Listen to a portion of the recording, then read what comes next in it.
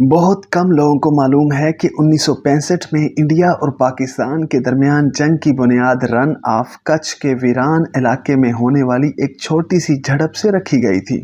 یہ پورا علاقہ ایک طرح کا صحرا تھا جہاں کچھ چرواہے کبھی کبھار اپنی بھیڑ بکریاں چرانے جایا کرتے تھے یا بھولے بھٹکے کبھی پولیس والوں کا دستہ گشت کر لیا کرتا تھا۔ حکمت عملی کے اعتبار سے یہاں پاکستان بہت فائدے میں تھا کیونکہ اس علاقے سے محض 26 میل کے فاصلے ہی پر ان کا ریلوے اسٹیشن بدین تھا، جہاں سے بذریعہ ریل کراچی کا فاصلہ صرف 113 میل تھا۔ پاکستان کی 8ویں ڈویژن کا یہیں پر ہیڈ کوارٹر تھا۔ دوسری طرف انڈیا کی جانب سے کچھ کے میدان میں پہنچنے کے تمام راستے تقریباً ناقابل رسائی تھے۔ سب سے نزدیک 31ویں بریگیڈ احمد آباد میں تھی، جہاں سے نزدیکی ریلوے اسٹیشن بھوج سے 180 کلومیٹر کے فاصلے پر تھا۔ بھوج یوں تو اس علاقے کا ایک چھوٹا شہر تھا، لیکن متنازع پاکستانی سرحد سے 110 میل کے فاصلے پر تھا۔ جھگڑے کی ابتدا اس وقت ہوئی جب انڈین سیکیورٹی فورسز کو پتہ چلا کہ پاکستان نے ڈینگ اور سرائی کو ملانے کے لیے 18 میل طویل ایک کچی سڑک بنا لی ہے۔ یہ سڑک کئی مقامات سے بھارتی سرحد کے 1.5 میل اندر تک جاتی تھی۔ انڈیا نے اس مسئلے پر مقامی اور سفارتی سطح پر احتجاج کیا تھا۔ پاکستان نے اس کے جواب میں 51ویں بریگیڈ کے کمانڈر بریگیڈیئر اظہر کو اس علاقے میں مزید جارحانہ گشت کرنے کا حکم دے دیا۔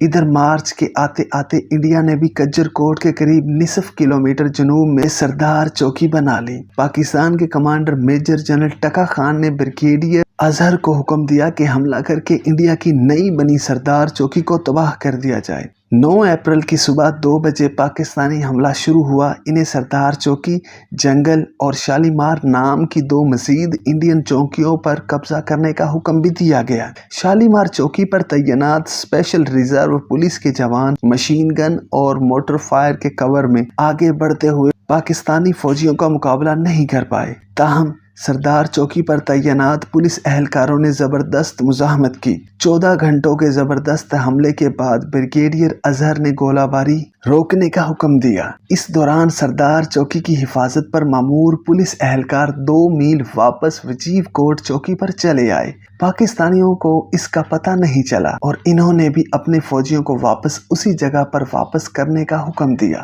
جہاں سے انہوں نے صبح حملہ شروع کیا تھا۔ شام کو واپس آنے والے جوانوں کو احساس ہوا کہ سردار چوکی پر کوئی بھی پاکستانی فوجی نہیں ہے۔ انہوں نے شام ہوتے ہوتے بغیر لڑے دوبارہ اس چوکی پر قبضہ کر لیا۔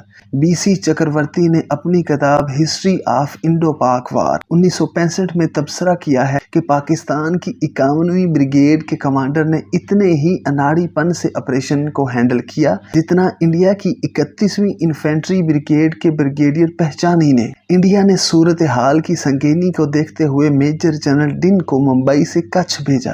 پاکستان نے بھی اس دوران مکمل 8ویں انفینٹری ڈویژن کو کراچی سے پاکستانی شہر حیدرآباد بلا لیا۔ اس وقت علاقے میں بریگیڈ کے کمانڈر لیفٹیننٹ کرنل سندر جی نے پولیس کی وردی پہن کر علاقے کا معائنہ کیا اور مشورہ دیا کہ انڈیا کو کجر کوٹ پر حملہ کر دینا چاہیے، لیکن حکومت نے ان کے مشورے کو تسلیم نہیں کیا۔ بعد میں یہی سندر جی انڈیا کے آرمی چیف بنے اور اسی علاقے میں انہوں نے 1987 میں مشہور براس ٹیک فوجی مشق کی، جس کی وجہ سے انڈیا اور پاکستان کی فوجیں تقریباً جنگ کے دہانے پر پہنچ گئی۔ اس درمیان دلچسپ بات یہ ہوئی کہ پاکستانی فضائیہ کے سربراہ ایئر مارشل اصغر خان نے بھارتی فضائی فوج کے سربراہ ایئر مارشل ارجن سنگھ کو فون کر کے پیشکش کی کہ دونوں ممالک کی فضائیہ اس جنگ سے اپنے آپ کو الگ رکھیں۔ اگرچہ اصغر خان نے اپنی سوانح عمری دی فرسٹ راؤنڈ میں اس واقعے کا ذکر نہیں کیا، لیکن بعد میں یہ قیاس آرائی کی گئی کہ شاید اسی کی وجہ سے جنگ شروع ہونے سے صرف 10 روز قبل ایوب خان نے انہیں ان کے عہدے سے ہٹا کر ایئر مارشل نور خان کو پاکستانی ایئر فورس کا سربراہ بنا دیا تھا۔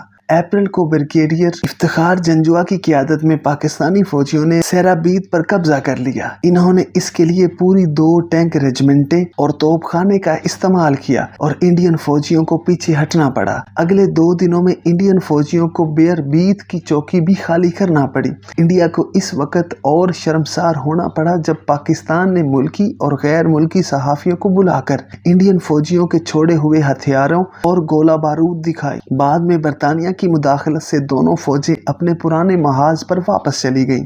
فرخ باجوہ نے اپنی کتاب فرام کچھ ٹو تاشقند میں لکھا کہ اس سے پاکستانی فوج کو کم سے کم محدود سطح پر ہی صحیح انڈین فوج کی صلاحیت کو آزمانے کا موقع ملا۔ انڈیا کے اس وقت کے ڈپٹی چیف جنرل کمار مگلم نے کہا کہ انڈیا کے لیے کچھ کی لڑائی صحیح دشمن کے ساتھ غلط وقت پر غلط جنگ تھی۔ اس جنگ میں پاکستان انڈیا پر بھاری پڑا، لیکن اس کی وجہ سے پاکستان کو یہ غلط فہمی بھی ہو گئی اور اس کا انہیں بہت نقصان بھی ہوا کہ کشمیر کی جنگ ان کے لیے کیک واک ثابت ہوئی۔ پاکستان میں انڈیا کے سابق ہائی کمشنر شنکر باجپائی کا کہنا ہے کہ یہ تصادم انڈیا کے لیے نعمت ثابت ہوا، کیونکہ اس سے وہ پاکستان کے عزائم سے باخبر ہو گیا۔ 3 ماہ بعد جب پاکستان نے آپریشن جبرالٹر کا آغاز کیا تو انڈیا کی فوج ان سے نپٹنے کے لیے پہلے سے تیار تھی۔